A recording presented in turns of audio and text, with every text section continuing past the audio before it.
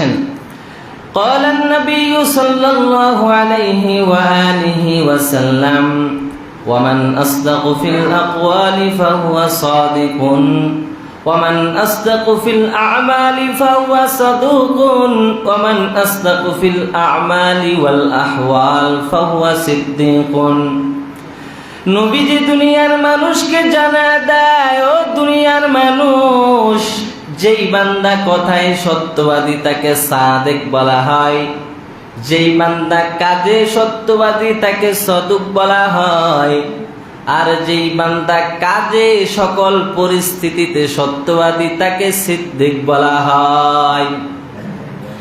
আবু বকর রাদিয়াল্লাহু তাআলা আনহু কেমন দামি সাহাবী ছিলেন!